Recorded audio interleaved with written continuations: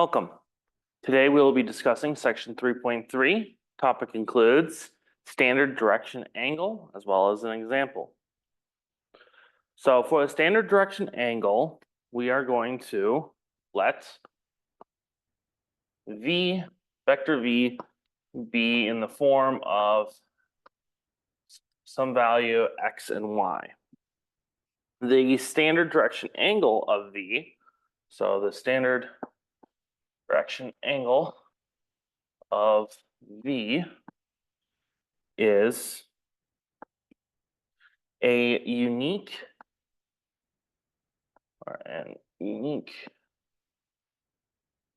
theta such that x equals the magnitude of vector v cosine of theta, y equals the magnitude of v times sine of theta. And so really what we're doing here is by having the cosine, we are able to times that by the distance that theta goes, and we get our distance in the x direction. You can also think of this as if I have vector v, I'm going to have an x component and then a y component. And my x component is, if I take the adjacent over hypotenuse, so the distance of x and then the distance of v, well, I'm timesing by the distance of v, so that cancels out, leaving me with just x. And that's a similar story for y. Well, what do we get with this standard direction angle? We can find the unit vector. So we can have some unit vector u, which has a distance of 1. How do we get to that distance? Well, we have to divide v by the magnitude. So we have the unit vector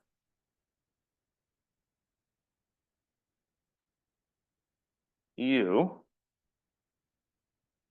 of v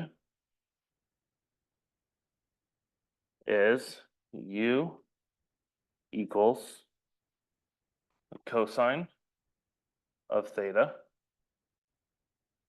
and the sine of theta. Because again, cosine is going to be this x divided by this magnitude of this vector. We can just divide by magnitude of v, divide by magnitude of v, and that's how we can get the x and y components of u.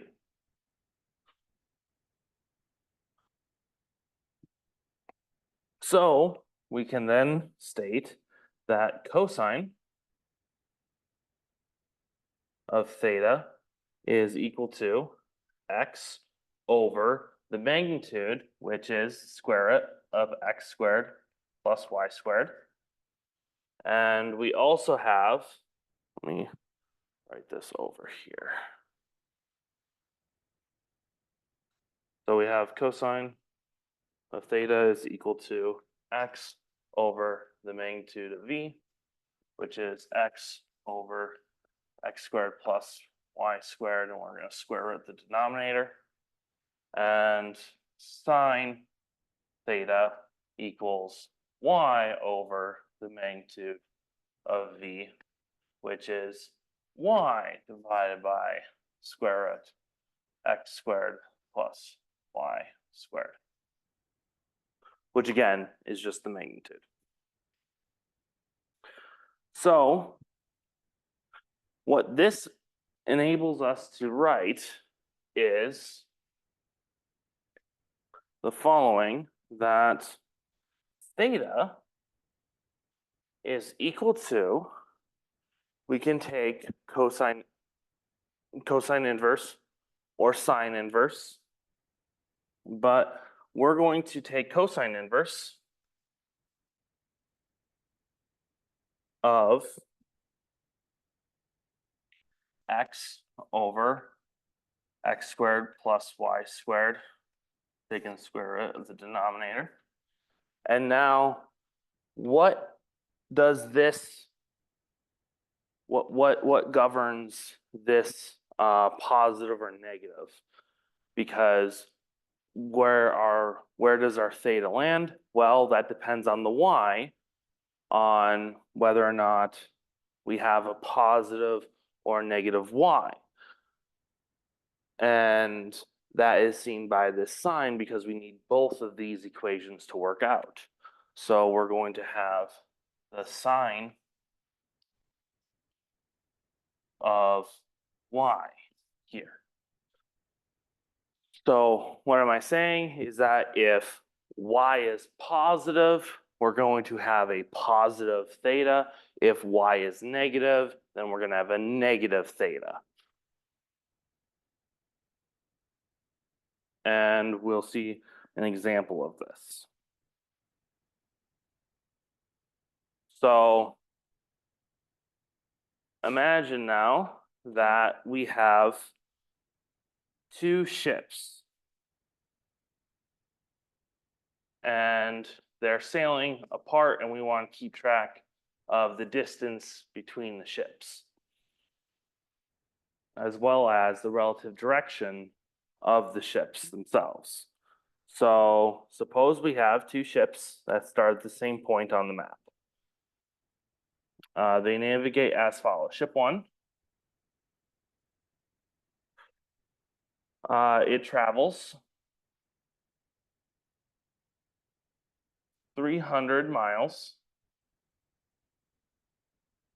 at the heading of north 35 degrees east. Ship 2 travels 400 miles at south 40 degrees east. We want to find the exact location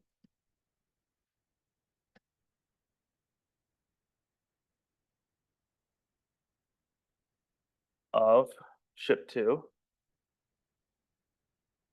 in relation to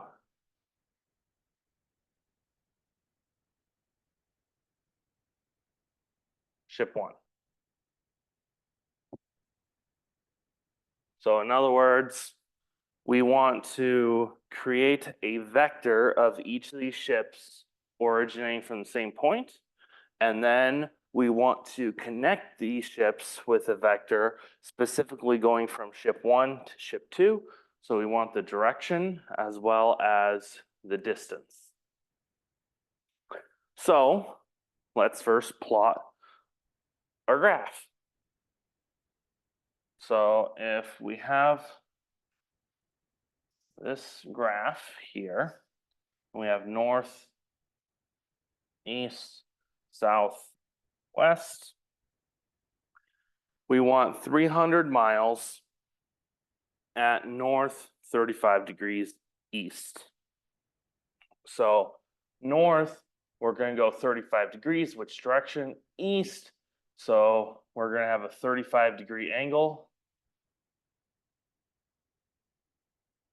And this vector is going to have a length of 300 miles.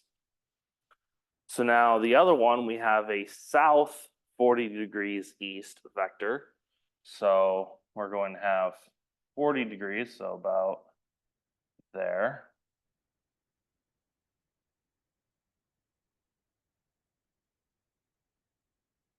And this one went about 400, so made it a little bit longer of an arrow.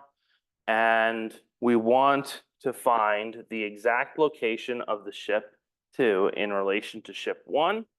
So here is ship 1. Here is ship 2. And we want to find this vector.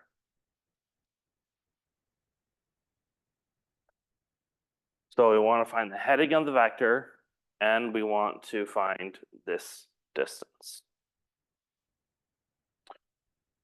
So we'll call V1 the vector of ship 1. And so we want x1, x or y2, or y1, sorry. So our x distance is our eastward distance, and our y will be our northern distance. And we can find that through the direction. So we want the theta as well as the distance of the vector. So we have this equals 300 is our magnitude of the vector, because that's how far we traveled. And our vector is the cosine of the degrees from 0 to our vector. So we're going to have to take the complement, and we have to find that degrees, which is 55. And then for the second entry, we want to take the sine of 55 degrees. Now, here, we want to simplify, which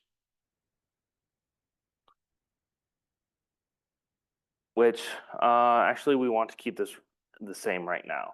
The reason being is we want to simplify to the end and make any round off adjustments, save it for the end. So let's look at V2, X2, Y2. Again, this is our X portion of this vector and our Y portion of this V2 here. And when we look at this, we see that our magnitude is going to be 400, but our cosine of our theta has to match this complement down here. How far is that? Well, we have to go negative 90 degrees to get to here. We're not doing due south. We have 40 degrees east, meaning that we went negative 50 degrees. So we're going to insert a negative 50 here, sine of negative 50 degrees here. Now, some of you might be going, hey, this is cosine, it's an even function. We can just put 50 degrees. Yes, you are correct. And if you want to look at sine and just drag the negative outside, you can do that too. Doesn't matter with the calculator, we'll get the same calculation regardless. But these are our vectors that we want to keep track of. So now we want to find this V3, which connects the two ships. So let's construct it. Well, we can add the vectors together. So our x's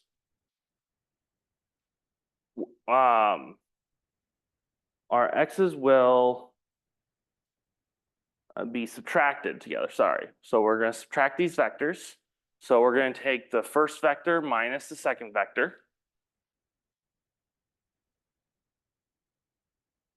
Said that backwards, the second vector minus the first vector. So 400 cosine of negative 50 degrees minus 300 cosine of 55 degrees. Now, the reason why we're subtracting these vectors is because we want to have this distance of x But how far? Well, we're already starting from here. So we have to go this entire distance of x2, but we're going to subtract the distance of x1, leaving us with just the distance from here to here. So now with the y, we're going to subtract the y's, but because one of them's positive, the other one's negative, it'll add to something really big. And so again, we're going to have 400 sine of negative 50 degrees minus 300 sine of 55 degrees. Okay, we plug this into the calculator and we get approximately 85.04 and negative 552.16. Now, this isn't where your answer ends because we want to find the location of the ship compared to this, meaning we want to get back to the original information of distance and direction.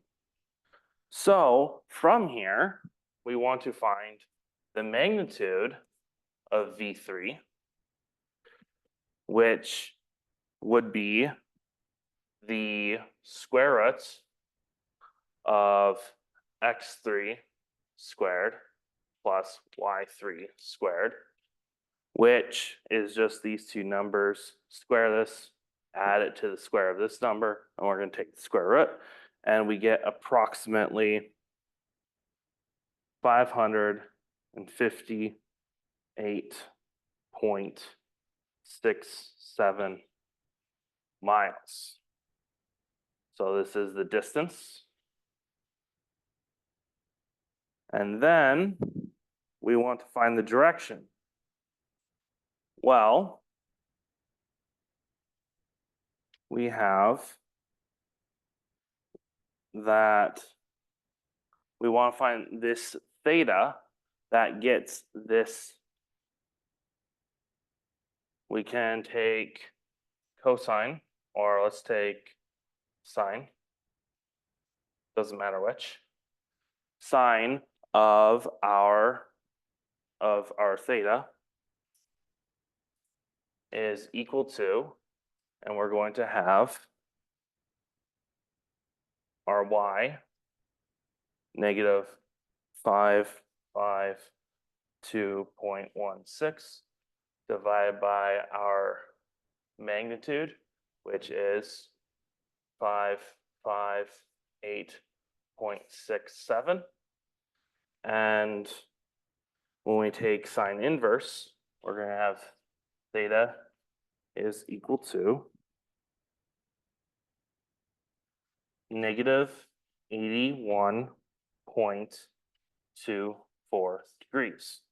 Now, I will mention that this is what I did this with the sine. We can use this with our cosine formula as well, and we can get theta is equal to the sine of y times cosine inverse of x3 over the magnitude of V3. Which, when we do this, we'll have sine of y, that is negative, and we're going to have cosine inverse of 85.04 over 558.67, and we'll get the same result. This is a standard way of doing it. I was showing you both ways, whatever makes more sense to you. However, the secondary method is the official one in the textbook. So what does this mean? Well, we want to make this into a direction now. So if this is negative 81.24 degrees, that means we're going counterclockwise, clockwise, 81.24 degrees. So let's go our direction of south, which is 90 or negative 90 degrees, but we're not going that far. How far eastward are we going? Well, 90 minus 81.24, let's label them as degrees, we get 8.76 degrees. So the heading is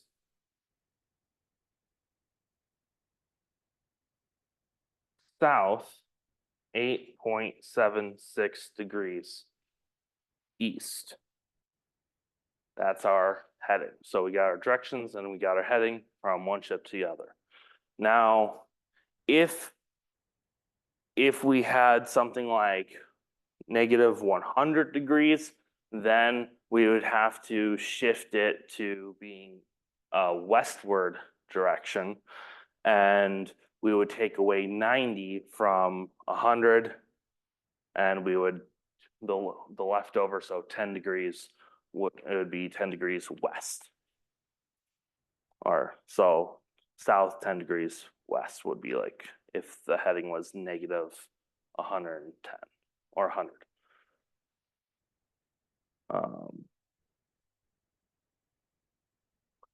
With that, we have discussed the standard direction angle. For your check on learning, it will be to write down the information on this first board. So write down what x is equal to, what y is equal to, and also what theta is equal to in terms of cosine inverse. Those three items, x, y, and theta. Write those down. That'll be a check on learning. Thank you for watching. Have a great day.